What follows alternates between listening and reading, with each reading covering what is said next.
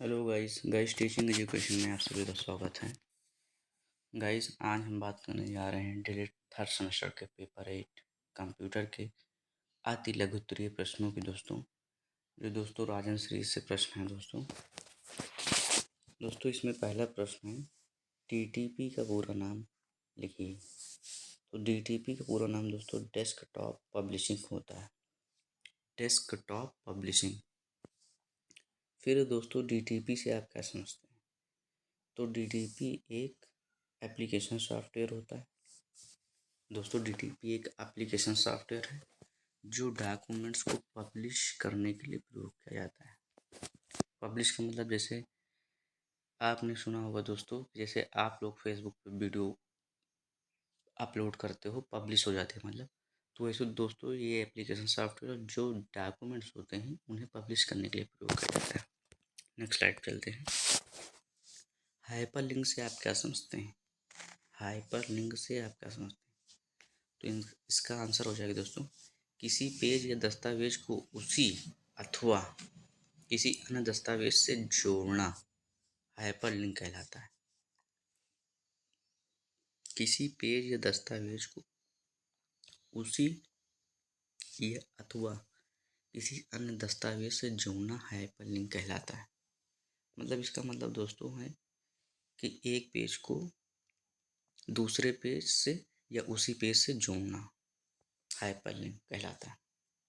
फिर दोस्तों इंटरनेट पर भेजे जाने वाले अपशब्द को हम क्या कहते हैं?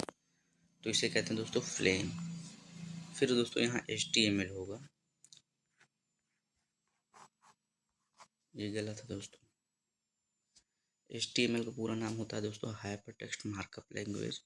और दोस्तों HTTP का जो फुल फॉर्म होता है वो हाइपर टेक्स्ट ट्रांसफर प्रोटोकॉल होता है।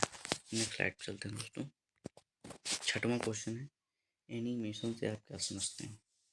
कई स्थिर चित्रों, स्थिर का मतलब जो एक जगह पर रहते हैं दोस्तों, स्थिर चित्रों या डॉक्यूमेंट पेजों को एक एक करके तीव्रता से स्क्रीन पर गुजारना जिससे गतिशीलता का आभास हो, एनिमेशन कहते हैं। कई स्थिर चित्रों या डॉक्यूमेंट जो एक जगह पर रुके हुए हैं, चित्र हो या डॉक्यूमेंट, पेजों को एक एक करके तेजी से स्क्रीन पर गुजारना, मतलब जो स्क्रीन है और स्थिर डॉक्यूमेंट या चित्र हैं उन्हें स्क्रीन पर गुजारना जिससे गतिशीलता, मतलब ये प्रतीत हो कि हाँ ये गति कर रहे हैं, मतलब ये कार्य में है, तो आभास हो लेकिन ऐसा, तो इसे ही एनिमेशन कहते हैं। फिर सातवां क्वेश्चन दोस्तों 2019 में आया भी है कि CD रोम से आप क्या समझते हैं? तो दोस्तों CD रोम का फुल फॉर्म होता है कॉम्पैक्ट डिस्क। CD का हो गया और रोम का होता है रीड ओनली मेमोरी। तो यह एक ऐसी स्टोरेज डिस्क है जिस पर सिर्फ एक बार लिखा परंतु बार बार पढ़ा जा सकता है।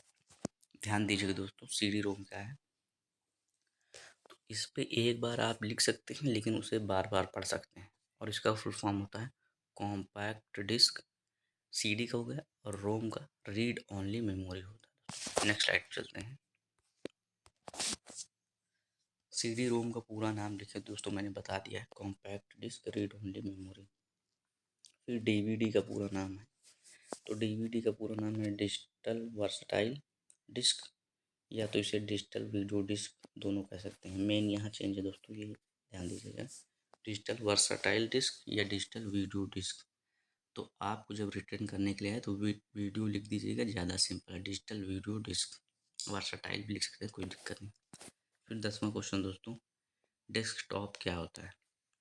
तो डेस्कटॉप कंप्यूटर स्क्रीन होता है, मतलब जो हमारा लैपटॉप या कंप्यूटर होता है, जो स्क्रीन हमें फ्रंट सामने दिखती है वही है डेस्कटॉप।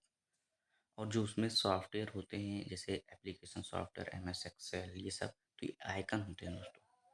तो जो कंप्यूटर को चालू करने के पश्चात दिखाई देते हैं, पहले तो दिखते नहीं दोस्तों, स्क्रीन पहले तो बिल्कुल ब्लैंक दिखती है, जब चालू करते हैं तभी आपको दिखती है। तो जो दिखता है यही दोस्तों डेस्कटॉप है। नेक्स्ट स्लाइड करते हैं दोस्तों। 11 नंबर क्वेश्चन है, वह मेमोरी जिसमें संग्रहित डाटा, संग्रहित संग्रहित का मतलब होता है दोस्तों इकट्ठा, पहले से मतलब एक जगह है। संग्रहित डेटा पावर सप्लाई बंद किए जाने पर भी बना रहता है, क्या कहते हैं? वह मेमोरी, मतलब मेमोरी दोस्तों दो प्रकार की होती है, प्राइमरी मेमोरी, सेकेंडरी मेमोरी। तो ये पूछ रहा वो कौन सी मेमोरी है जिसमें संग्रहित जो डाटा इकट्ठा है वो पावर सप्लाई मतलब लाइट कट जाने के बाद भी बना रहता है, क्या कहलाता है? तो दोस्तों नॉन वोलेटाइल मेमोरी।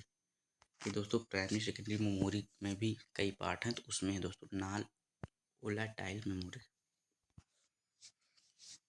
फिर दोस्तों 12 नंबर क्वेश्चन, पेन ड्राइव क्या होता है? तो दोस्तों यह एक इलेक्ट्रॉनिक मेमोरी डिवाइस है। यह एक इलेक्ट्रॉनिक मेमोरी डिवाइस है जिसे कंप्यूटर के यूएसबी से जोड़कर उसका उपयोग किया जा सकता है। 13 नंबर क्वेश्चन दोस्तों, प्रोटोकॉल से आप क्या समझते हैं? नियमों का वह समूह जो दो कंप्यूटर के बीच डेटा संचारण में सहायक होता है प्रोटोकॉल कहलाता है। नियमों का वह समूह जो दो कंप्यूटर के बीच डेटा संचारण में सहायक होता है। मतलब डेटा संचारण का मतलब दोस्तों ट्रांसफ़र, एक कंप्यूटर से दूसरे कंप्यूटर, ये लेन देन भी बोल सकते हैं दोस्तों। तो डेटा संचारण में सहायक होता है, उसे प्रोटोकॉल। नेक्स्ट स्लाइड पे चलते हैं दोस्तों, 14 नंबर क्वेश्चन देखते हैं।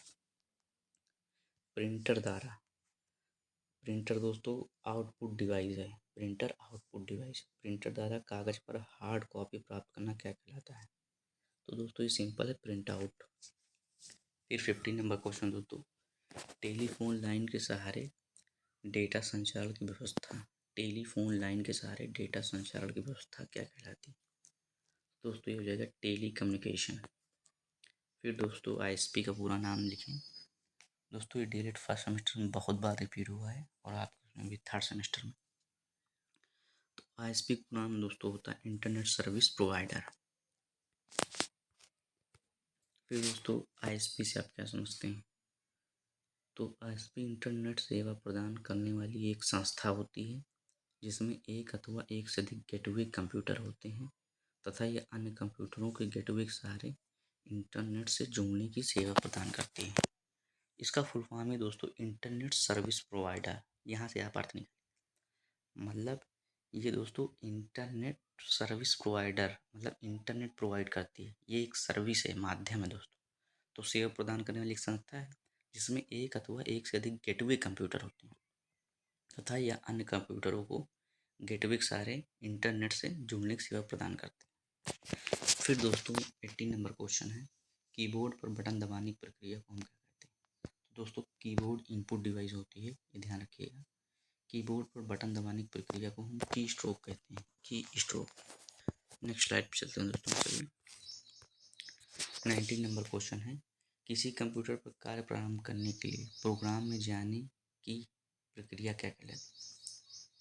किसी कंप्यूटर पर कार्य प्रारंभ करने के लिए प्रोग्राम में जाने की प्रक्रिया क्या कहलाती है? तो दोस्तों किसी कंप्यूटर पर कार्य प्रारंभ करने के लिए प्रोग्राम में जाने की प्रक्रिया लॉगिन कहलाती है। आप जानते होंगे दोस्तों, जैसे आप अपनी फेसबुक की आईडी को दूसरे मोबाइल में खोलते हैं तो लॉगिन मतलब आपको फिर मतलब जो आप पासवर्ड लॉगिन होता है उसे डालना होता है तो दूसरे फ़ोन में भी खुल जाती है। तो वही चीज़ है दोस्तों, इसको ऐसे समझ सकते हैं।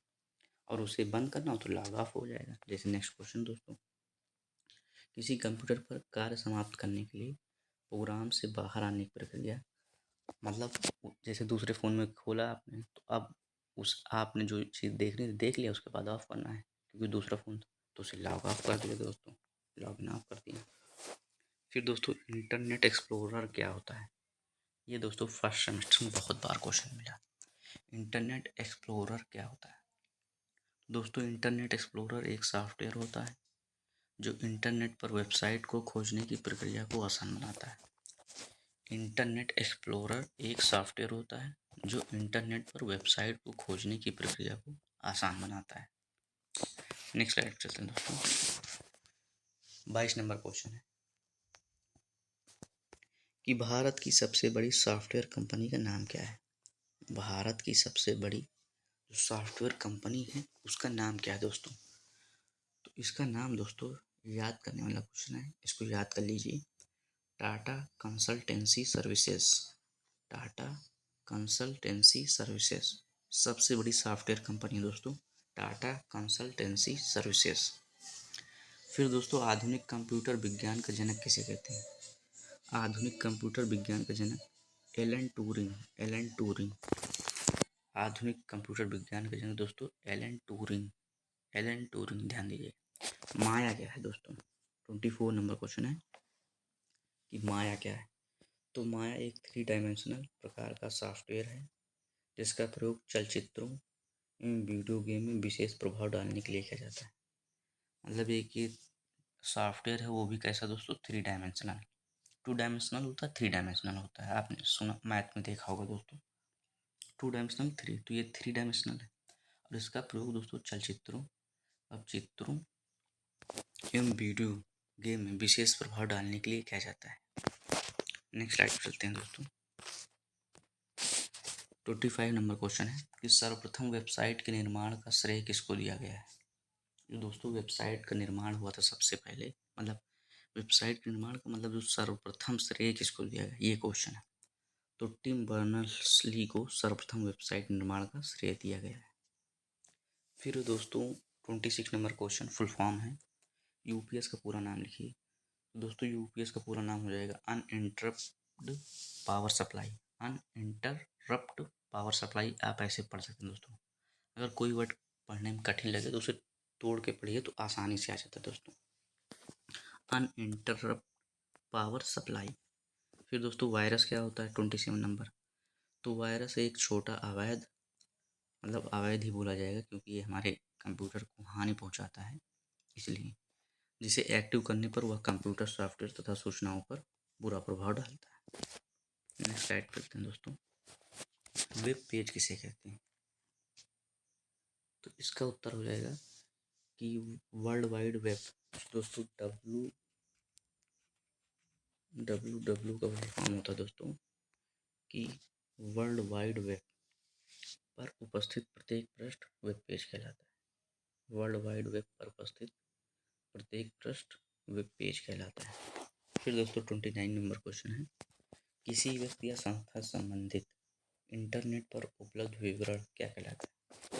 जैसे मतलब जो इंटरनेट पर डाटा है वो किसी व्यक्ति या किसी संस्था पर के से संबंधित है तो ये क्या कहलाता है दोस्तों? वेबसाइट।